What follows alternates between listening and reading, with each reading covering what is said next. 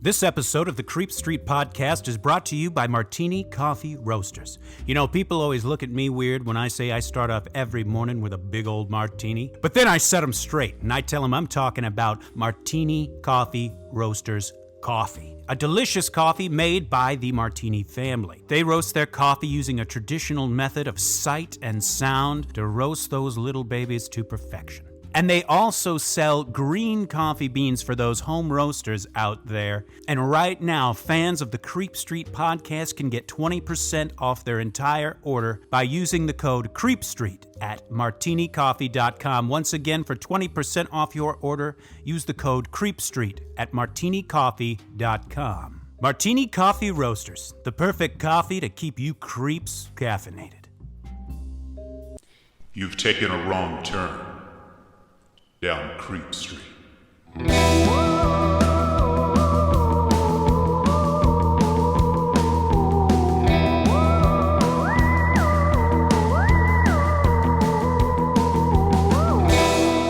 Citizens of the Milky Way, this is Maureen Bogey. And this is Dylan Hackworth. And you are listening to the Creep Street Podcast.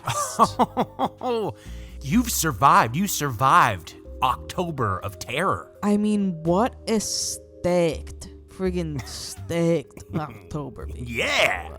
Man, it was.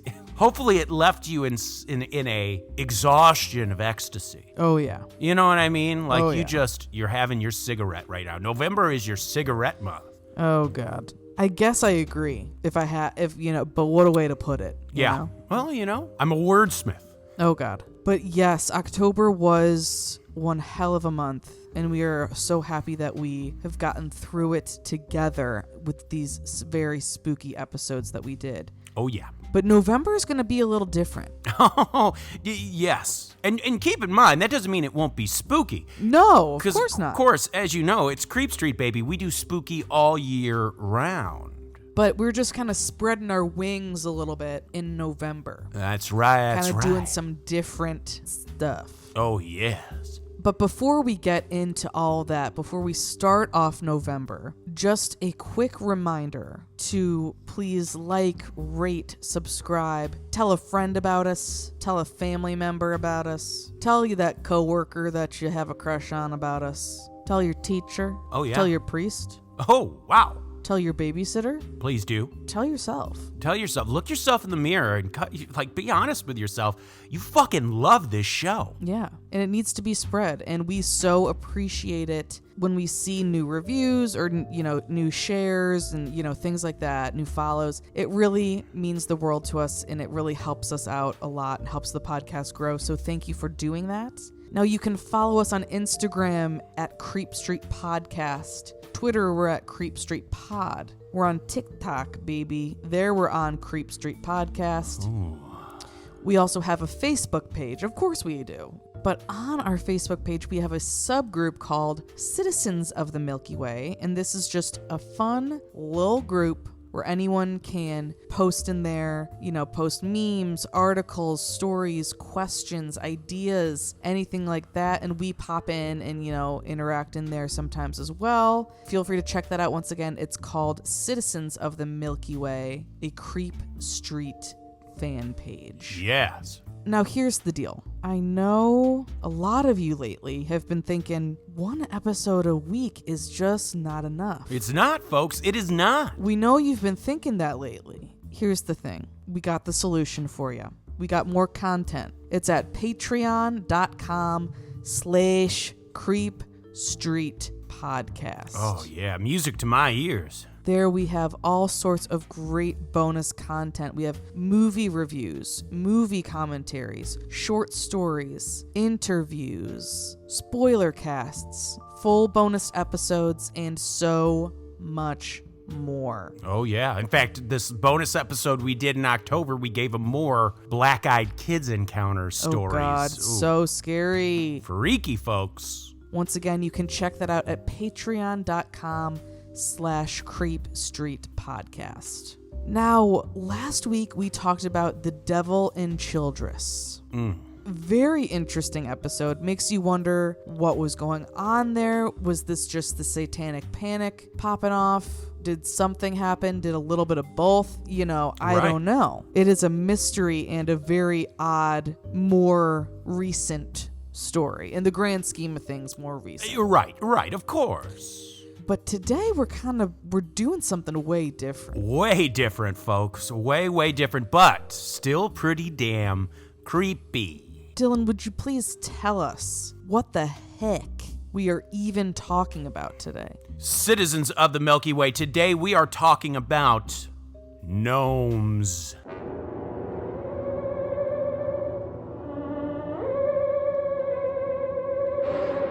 Ooh, you hear that? Sounds like something burrowing underground, hitting you in your excitement bone. I don't know. Oh, baby. You know what I'm saying? I don't know where I was going with that, but good golly, we are talking about gnomes today, and let me hit you with a little foreplay I like to call sources. Please do. A website called orderofthewhitelion.com. Weird Encounters with Gnomes, Both Good and Bad by Brent Swanser at Mysterious Universe. Mysterious Encounters with a Vicious Evil Gnome in California by Brent Swanser at Mysterious Universe. A smattering of Wikipedia when needed. And a website called sorceressendeavors.com, and the page is called Evoking Ghob. Now, as I said today, folks, we are talking about gnomes, something I am sure we are all familiar with to some extent. Gnomes originated from early European folklore, but have been reportedly seen all around the world. Now, I'm just going to give you the most simplistic of descriptions of these folkloric creatures, and here's one that I have taken directly from the Encyclopedia Britannica. Gnomes, in European folklore, dwarfish subterranean goblin or earth spirit who guards mines of precious treasures hidden in the earth. He is represented in medieval mythologies as a small, physically deformed, usually hunchback creature resembling a dry, gnarled old man. Ghob, or Ghob, the king of the gnome race, ruled with a magic sword and is said to have influenced the melancholic temperament of man. The term was popularized through the works of the 16th century Swiss alchemist Paracelsus, in which gnomes were described as capable of moving through solid earth as fish move through water. Keep in mind, this is literally, as I said, the most basic description of a gnome, as you can imagine. There is much overlap as to what constitutes a gnome or a goblin or a fairy or a troll, etc. You get the picture. And of course, these creatures do vary in description and abilities all around the world, depending on whatever cultural lens you may view them through. What I'm attempting to do is give you the most simple description of them before we start diving into stories of gnome encounters, which I know is what everyone is licking their chops for right now. Oh, come on. As we cover these other creatures in the future, like goblins, trolls, fairies, all that stuff, elves, we'll be able to compare and contrast them, which I'm very excited about. As of right now, we are planning to cover elves in December, and I absolutely cannot wait for that. Now, the first mention of gnomes, as we know them today, comes from the writer, physician, and alchemist Paracelsus. Born in 1493 in what is now Switzerland, Paracelsus was apparently the first to coin the term gnome, which comes from the Renaissance Latin word gnomus. The word first appeared in his book entitled A Book of Nymphs, Sylphs, and Salamanders, and on the Other Spirits, published in 1566. According to Wikipedia, the Renaissance word gnomus probably comes from the Latin word gnomus, which means earth dweller. According to Paracelsus, gnomes represent the element of earth, one of the four main elements, of course, earth, water, fire, air. I'll quote my source directly here. In their original form, gnomes are more like what we think of as dwarves, more likely to mine for gold than to stand around in pointy red hats. In the Middle Ages, gnomes were depicted as small, old men, usually with a hunchback. They lived underground, and a gnome named Ghob, or Ghob, I'm not sure what, they lived underground, and a gnome named Ghob ruled as their king. The females of the species are called gnomides. In the 18th century, the Abbé de Villars claimed that gnomes are docile creatures willing to serve human magicians, in particular giving them all the gold they needed. While garden gnomes might just seem like a whimsical addition to a rose patch, the theory behind them might actually go back to a pagan idea that they also helped out with things that grow. So maybe instead of just kitsch, garden gnomes are actually a form of sympathetic magic, calling on earth spirits to bless the garden. It's just amazing that, like, these people have written so much about these beings or, whatever gnomes are. It's like, what are they all writing about if it's not real? Like, there's so many accounts and things like that from back in the day. Right, exactly. And we will be getting into some encounters of modern day.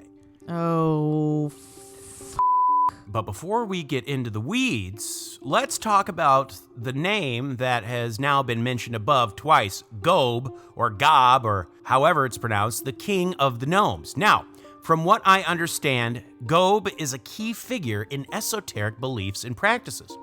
The following I will read directly from theorderofthewhitelion.com. This is the page concerning Ghob, the elemental king of earth. If you stand at the edge of a silent glade on a winter's night and look deep into the woodland beyond, you may catch a glimpse of a squat, goblin-like figure peering back at you in the glow of moonlight amongst the bracken. This is Ghob, and his kingdom lies in the forests and pastures of the land, for he is Lord of the element earth and resides with the animals under the jurisdiction of the Archangel Uriel, his master. Whenever Uriel is called upon for protection, Ghob stands silently in the shadows beside him, a solid, static figure awaiting to do as requested. Together, they direct and control the land mass, plants, and stability of this world on which we all live. It is said by those with experience that Ghob is a solemn, shadowy being with wary eyes of sharpened crystal and delicate clothes of plaited fern sewn with glistening dewdrop webs by busy elven hands. His sad and pointed features show the deepening scars of the rigorous life born from uninvited interlopers, the jungle of hostile human neighbors who share his earthly kingdom. This elemental king is much more shy and less forthcoming than the others. His power is indomitable and his strength without comparison, but he will normally remain hidden in the secret meadows and groves where humans do not go. However, if we look very carefully, and if we earn his trust, we may find that he will show himself, sometimes peering from the undergrowth, or maybe standing almost immobile, with his back to a tree trunk on the edge of a woodland stream. There are many elemental faces and shapes that can be seen amongst nature's greenery in the picture of this page. If we just take a moment to sit and stare, we are told that if we do ever manage to catch Gob's glance, we will, for one poignant moment, be irresistibly held by the haunted bewilderment in his almond eyes. And somehow we will taste the bitter fruit of personal responsibility for the ignorance of others of our kin, who are so willing to uproot and desecrate the hidden treasures of his land. The silent, somber being can be seen as gentle and protective as a shady tree, or as brooding and heavy as a forest at night. When he does choose to speak, his voice is as brittle as the snap of a twig, and it is through these abrupt commands that he signals the gnomes, the miniature elemental beings of his kingdom, to gather at his side. These shy, tiny creatures most often appear to us resembling human form, sometimes slim as an elf or dainty as a fairy, and sometimes squat and heavy. They creep out from the timeless shapes of oak and ash, fern and shrub, sliding down flower petals, pattering beneath the bracken, peering from within the hedgerows, skipping and scampering, trudging and scattering around their king as they gather confidence and exuberance. We are told if we stand in the countryside at the midnight hour and listen carefully, we might be able to hear the talking and laughter of their shrill, weeny voices as they clamor through the night, their tiny lanterns swinging before them, and the buzz of their chatter ringing through the air like a colony of bees trapped in a honeycomb far away in the woodlands beyond. So kind of charming. Very interesting. And after we talk about these encounters people have had, we will talk about, I will read verbatim, someone claims they evoked Ghob, and a conversation they had with Ghob. We will be reading that as well. Okay, I am ready for it. Well, before we get into the more sinister encounters with gnomes, let's start off with more benevolent ones. Okay. This story was originally shared from the website True Ghost Tales, and it centers on a family who had recently just moved from Indiana to southern Texas. It was a mother, father, and their 3 kids, and their new house was apparently very spacious and surrounded by a lot of nature and fields, etc. Well, They were going for a walk down a rural dirt road when they apparently had a first-hand encounter with one of these strange creatures. The witness was reported saying, "We began laughing and chasing one another as moms do, but about 2 miles down the road, my oldest son Austin let out this scream that made me immediately turn to see what was wrong. That is when I saw them. My son was pointing down the road a bit, and there on the side of the road was 4 little people. Now, when I say little people, I do not mean short, I mean about a foot tall, and they were all wearing pointy little white hats and white clothes. 2 of them were splashing arm in arm in the rain puddles that had collected on the side of the road, and one of them appeared to be filling up a bucket with that same water. The last one was the smallest and walked with a bit of a limp, and I noticed a 5th one that was much taller than all the rest and wore all black and had a shorter black hat on as well. I could tell right away that the one in black was obviously some type of authority or leader, and I watched as he picked the smallest one up and placed him on his shoulders. Now, all this time we are standing there watching them, they seemed completely unaware of us. We just stood there frozen, not believing what we were seeing. Then, out of nowhere, the leader, or the one in black, seemed to notice us, and he turned to the others, obviously telling them it was time to go, because they stopped what they were doing right away and followed the biggest one into the tall grass. We walked up to the place where they had been after waiting a while to be sure they were not coming back, and there were a bunch of tiny bare footprints left behind in the mud, along with weird writing that looked a lot like hieroglyphics.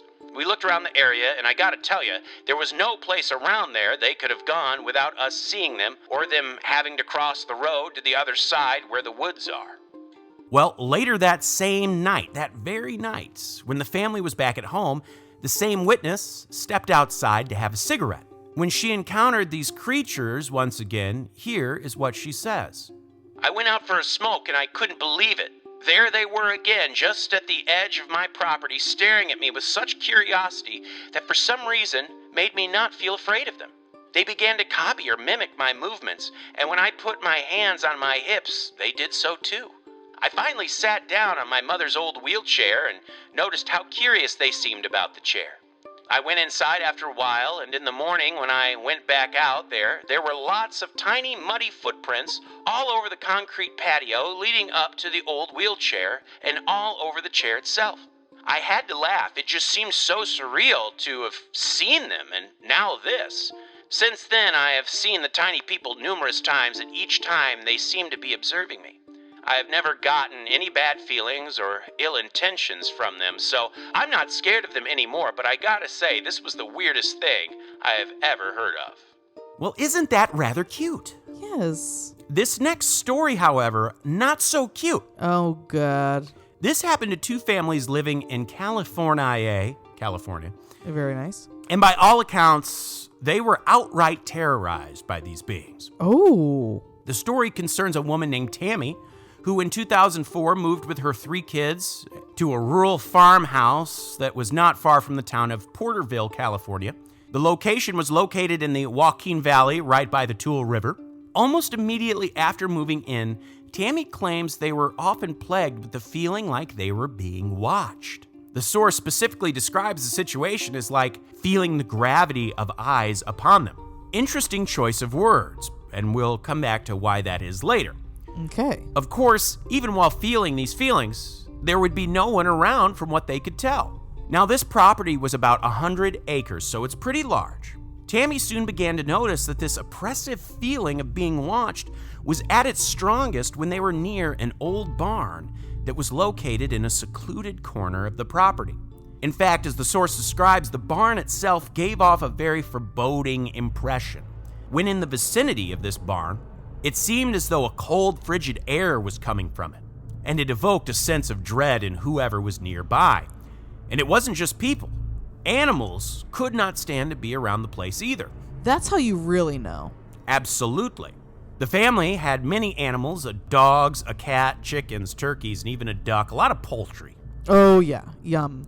These animals would explore all over the family's property, but they would never go near the old barn. Tammy also soon realized that it wasn't just her animals, but her neighbors' pets as well as just wildlife that seemed to be scared of this barn. Sometimes she would find the animals staring at the barn as if they could see something she couldn't. Yeah. The dogs would go nuts if they were ever brought close to the barn, barking and yipping, etc. What's freaky, though, is that sometimes Tammy claimed you could even hear some strange noises coming from within the old barn itself. That's so creepy. Sounds that the source describes as being like grunts, growls, and squeals. Yeah. And if that wasn't bad enough, soon Tammy began to notice that some of the family's animals, specifically the poultry, was going missing. Weird. She became very suspicious that that creepy old barn may have something to do with it. But at first, Tammy just tried to dismiss these fears in her mind, and she figured that the animals had just ran off or fell victim to just natural predators, like coyotes and stuff. Right. And as for the strange noises in the barn, she figured that maybe it was just rats or birds nesting in the barn that was making those noises. And if it's an old barn, it might squeak and squeal, just the wood, you know what I mean, the wood and stuff like that. But Tammy was about to have an encounter that she would never forget. It happened one evening as Tammy was driving back from town with her son. The two had been running some errands and getting some groceries. They pulled up to the house, they got out of the car, and Tammy is in the trunk getting some groceries. Suddenly, she sees something move in her peripheral vision, and she quickly looked up, but of course nothing was there. So she thinks, that's strange, and she just goes back to getting the groceries. And then there was another quick motion, followed by what my source describes as an insidious laugh. An insidious laugh. Tammy turned around, and there, standing about 50 yards away, was what she described as a 3-foot-tall, humanoid creature. It appeared to have a beard and was wearing what she described as baggy black pants, a gold-colored shirt, and a red pointy cap. And the eyes she described as being deep-set and black as the night. For a moment, Terry and this being just stared at each other in silence. Here's what Tammy said happened next. This time I heard a very freaky, very evil-sounding chuckle. I looked in the direction of the sound, and standing there about 50 yards from my son and I was what I can only describe as a gnome. That thing grinned at us, and the creepy grin spread from ear to ear, and its teeth were a gross brown and pointed or jagged. It had a bulbous nose and large, deep-set eyes, though I really couldn't tell the color of them. I never got a closer look at it and don't know if it was wearing shoes or not, because at that moment I dropped my groceries, grabbed my son, and ran for the house. So a little bit of a scarier situation. Yes. They apparently, when they looked, they stared at it in silence, and then when it cackled again, that's when they dropped their shit and ran. They quickly got inside the house and closed the door, and as they were telling the other kids what had happened, suddenly they heard that laugh again. And to their horror, there was a movement outside the window. As they approached the window, they saw what was the top of a pointy red cap. No. Now, what's weird about this is that window was apparently about 8 feet off the ground. And this thing is supposed to only be about 3 feet tall. Well, Tammy closed the blinds and moved the children away from the window. They waited quietly, and eventually the thing seemed to go away. Now, this would actually be the only time that Tammy would see the gnome with her own eyes.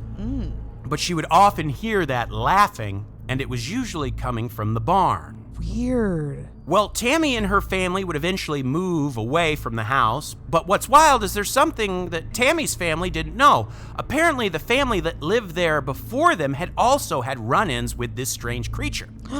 What the fuck? And families that lived in the surrounding area had apparently also had experiences with this creature as well.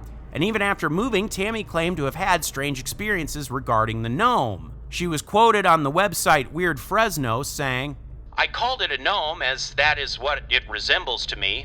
I did move, but only about half a mile down the road, and still, with the Tull River running behind us, I did not know when I moved here that some of my neighbors had had experiences with a creepy gnome way before I told my story. They were run out of the river by the thing twice at 2 different locations. Well, for the past several months, we have started having the same experiences we did at the other place. We have heard the creepy cackling laugh and heard something running around the house. One night as I was lying on the couch, I heard something running very fast around my front deck. I hit the gate so hard that it flew end over end. The thing running was too heavy to be a cat, but too fast to be a human. Another night, I was lying on my couch and noticed something moving out of the corner of my eye on the deck.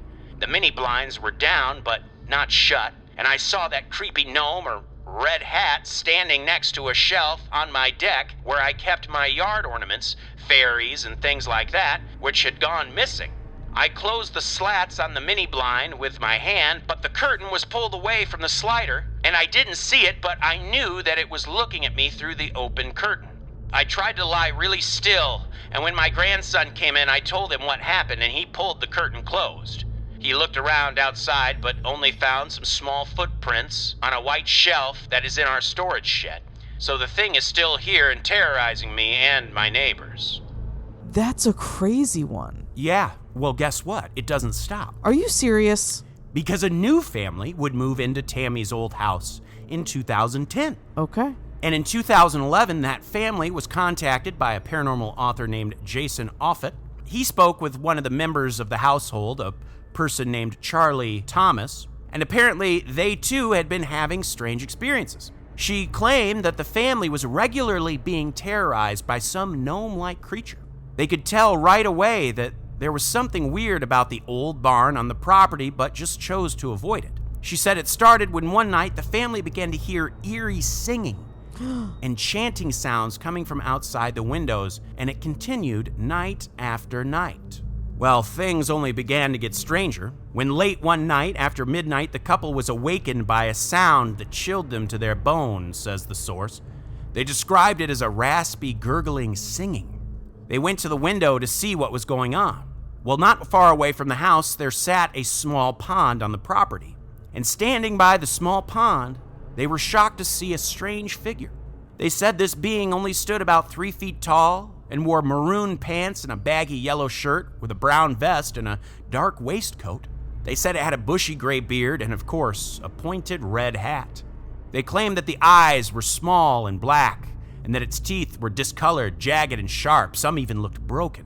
Just a quick side note. My thing is, if it's night, how could you tell what color the eyes were? Right. Like, even in daylight, if I'm passing someone on the side, someone's actually got to get close before I can even tell what their eye color is in daylight. Right, or they have to have, like, the most intense colored eyes. Exactly. Right. So that's my little thing, you know. Just a little something. Well, for several moments, the couple and this strange creature just stared at each other in silence. Suddenly, with a quick motion, the gnome quickly grabbed one of the expensive koi fish that was in the pond and gobbled it up with a smile. The husband leaned out the window and shouted at the thing to get out of there. Apparently, the gnome gave them the finger. What? And then ran off laughing, gave him the old burr. Oh my god, is this a teenager? I guess. But gulped down a whole fucking koi fish. Koi fish, loves those kois, expensive. Wow. I know, right? I don't even know what to say. Well, the next day, they went out to examine the pond and the surrounding area, and what they found were small footprints that they described as being about the size of a child's. Oh, fuck. Charlie Thomas would say this about their experience. It was without a doubt the most hideous sound I have ever heard. It freaked us out. Standing by my pond, holding one of my garden gnomes, was what I can only describe as something out of a Grimm's fairy tale. The thing that was standing in our yard was hideous and grotesque. It stood illuminated under the motion detector light. It was less than 3 feet tall, had a long gray beard, wore maroon pants and baggy yellow shirt, brown vest, and a dark waistcoat. I couldn't tell if it was wearing shoes or not, but it was wearing a reddish-brown pointed hat. The thing that made this creature really hideous was its eyes and teeth. It looked like it was grinning, and its teeth were jagged and pointed. The eyes were little, beady, dark, and mean. That thing, gnome, troll, whatever it was, knew we were looking at it.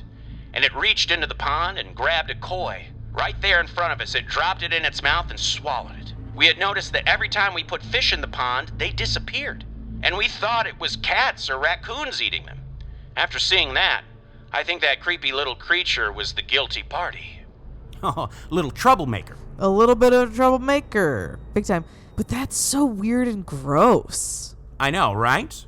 It's just like such a weird image to have in your head. And like, kind of, I was trying to mention this before and I wasn't really wording it very well, but like, if all of these instances are happening to different people, then something has to really be going on.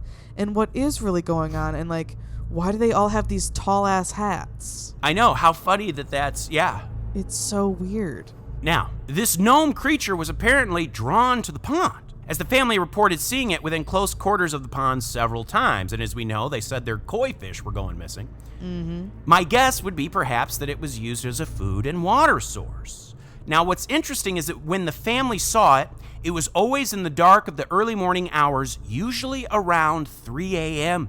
Oh. Now, 3 a.m. is nothing new to what we've covered here on Creep Street. The witching hour.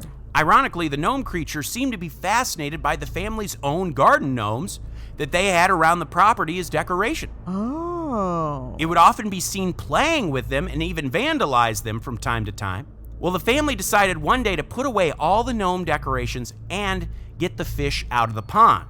And boy, did this apparently upset the creature. Oh no. I was going to say that's kind of a baller move, but I have a feeling it's going to backfire. One night, the family was roused from their sleep to the sound of the gnome throwing an absolute tantrum. Shouting in some undiscernible language, it ran around the house all night, banging on the walls, trying to open locked doors. This happened nightly, usually around 3 a.m. Charles Thomas would say this. One night, after we had removed the fairies and gnomes and fish from the yard, the creature showed up at the usual time, 3 a.m. When it showed up and found that the yard ornaments were gone and the fish were gone, it went crazy. It was yelling and screaming something that we couldn't understand. But we did understand that this thing was pissed and wanted us to know it. We had put a doggy door in the back door, and it was big enough for our dogs to go through, and it would be big enough for that creature to go through as well. I took off running down to the kitchen, and as I got there, the dogs had started barking like crazy at the doggy door. If that creature can half run, half fly around the house, it was probably capable of flying up to the windows. A fear hit me like nothing I had ever felt, and I ran back up to the twins' bedroom where they were both sound asleep in their cribs. The last we heard of that creature was a very loud screeching, cackling sound. It was under one of the living room windows, and when my husband went to check it out, he saw the top of that creature's hat under the window. Right then we decided that we were out of there. We couldn't stay there with that creature. The Thomas family moved away and never had any experiences like that ever again. Yeah, I believe it. And once again, they're seeing the top of this hat. Absolutely. And it's weird because it's such like an iconic thing for gnomes to have, so you would think that maybe actual gnomes like wouldn't actually wear those hats all the time. Right, kind of thing. Right. And I'm sure there's been things that just pop culture have given them that isn't true to the original. Like I said, I didn't do a real deep dive into the actual history of gnomes. Right. Because I figure as we do fairies and elves, because we're going to do a deep dive on elves, I figure we can start comparing these things, you know. Abso-fruitly. Now, this is interesting stuff. This is from a website called Sorceress Endeavors. Now, I'm going to read this verbatim real quick. On this webpage, I guess it teaches you how to conjure Ghob or Ghob. I'm going to go with Ghob, the elemental king. And they have a sigil there that you can use to help conjure him, to evoke him. This doesn't tell you how to evoke him. This is just writings from that page, and then we will go into a little dialogue that they had with Ghob. Here we go. Let's do it. It seems as though I am on an evocation spree as of late. Here's yet another post that was spawned as a result of a post on evocation magic. The topic at hand this time around is Ghob, the elemental king of Earth. Before I go any farther, when I say Earth in this context, I am referring to the elemental Earth and the associated powers, potencies, abilities, and concerns. I am not referring to the Earth. That said, it's probably a good idea if I go into some detail on what Earth as an energy form and type is used for. Earth is, in my view, associated with the coins and disc suites of tarot and concerns itself with functity, finances, stability, strength, vitality, and other such things. If elemental magic is your thing, the earthen energies are a definite go-to when you need help with any of those needs. Having said as much, one of the commonly accepted kings of that particular form of energy is Ghob. He's a crafty fellow whom I've had several dealings with over the years, and he is quite good at his craft. So on this webpage, when she evoked Ghob, the entity appears, and at first, before they get into a dialogue, she describes the being and then, proceeds to have the conversation. But this is how they described him. The being who has shown up is small in stature and stands about 3.5 feet tall. I am sitting as I record this, and that is the approximate height of my shoulder. He, upon coming through, has placed his right hand on my left shoulder and shaken it. I still feel the weight as I type.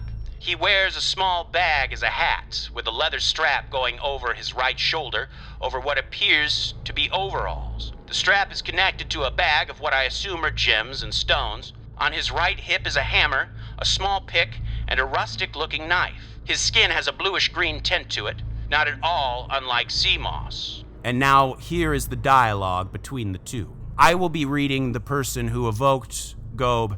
Maureen will be reading Ghob. That is correct. Here we go. What is your name? You know it. You feel it. Please answer me anyway. Ghob, Hob, Bob, Rob, Throb, Knob. Why the rhymes? Language is at the heart of magic, with rhyme at the root of its use. The words describe a personage, as even the nomenclature of Ghob is a description rather than a name. Your given name of Christopher is much the same, for it refers to one who bears Christ. In this case, you bear Christ of many names. What service do you usually provide, and what do you teach? That is, if you do actually teach. I teach and I learn. Earth, as an element, sets borders, creates buildings, destroys borders, creates pressure, releases pressure, evolves, shapes, hides, unveils, shifts, and teaches the way of these acts. Is that power relegated to you solely, or do your kin enjoy that potency as well? It is shared amongst us, like one would share any gift amongst a tribe. Are your folk all wee and dwarvish? Nay, we vary, just as you. What you'd call Jotnar or Etten are, in some cases, of our ilk as well. So too are ghouls, snakes, dwarves, some of the scythe, and others. The title and class do not refer to simply one race, as you'd understand it. Instead, it refers to a skill. Some may straddle those boundaries by having a multitude of skills, thereby being of one class and another. What is your purpose in conjuring me this morn? To learn, again, record, and let others learn. I then, a noble goal. Some will misuse the knowledge you seek. Does the knowledge function without your involvement? Some does, some does not. What can you tell me? Many things, but you must stop recording those things. I, at this time, stop writing. When he is done teaching, I begin writing here once more. Thank you. Now that you've learned and proven that you are able, I will show you this. This, what you call a sigil, can be used to call me. It will not function for those who are not ready for it. It may overwhelm. Thank you. I will share this sigil. You are welcome. Use this familiar. I leave with you in your business. In a puff of gray, Ghob is gone. Wow, so kind of like Batman, how he'll cloud of smoke and he's gone. Yeah. But this was, now you'll notice, in case it wasn't clear, Ghob apparently told them you can't record when I'm actually teaching you, so that's why there's a gap. They stopped recording. Right.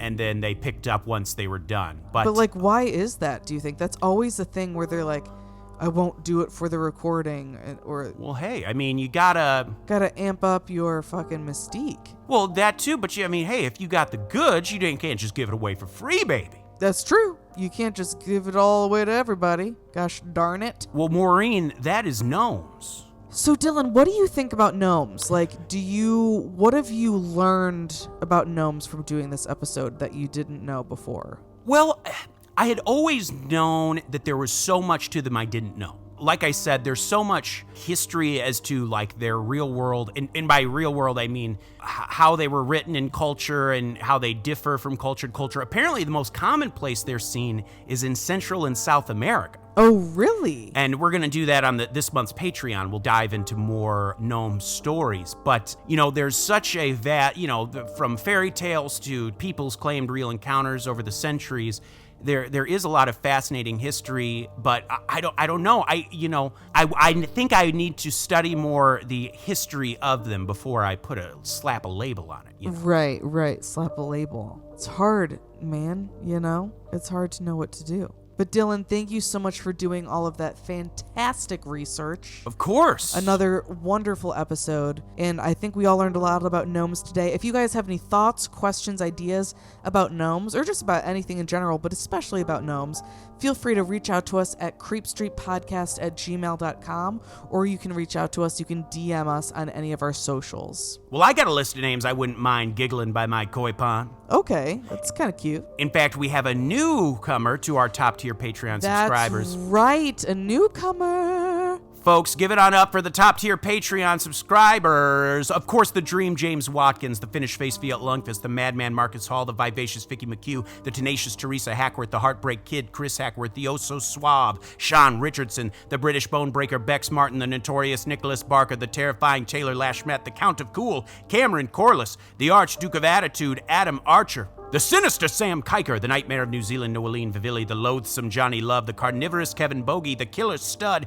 Carl Staub, the Firestarter Heather Carter, the Conqueror Christopher Damian Damaris, the Awfully Awesome Annie, the Murderous Maggie Leach, the Sir of Sexy Sam Hackworth, the Evil Elizabeth Riley, Lauren Hellfire Hernandez Lopez, the Maniacal Laura Maynard, the Vicious Karen Van Buren, the Arch Nemesis Aaron Bird, the Sadistic Sergio Castillo, the Rapscallion Ryan Crum, the Beast Benjamin Huang, the Devilish Chris Doucette, the Psycho Sam, the Electric Emily Jeong, the Ghoulish Gert Hankum, the Renegade Corey Ramos, the Crazed Carlos, and the newcomer, the antagonist, Andrew Paul.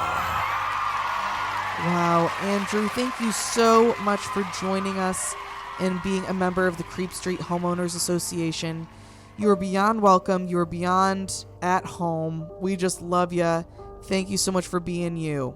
Yes, if you want to be like Andrew and the rest of the gang, head on over to patreon.com/creepstreetpodcast. Of course, hit us with 5 stars or a thumbs up on whatever outlet you listen to us on. And of course, share. Tell your friends, your family, or your loved ones. Evangelize the gospel of Creep Street, folks. Please do. Citizens of the Milky Way, my name is Dylan Hackworth. I'm Maureen Bogey. Good night and goodbye. Goodbye.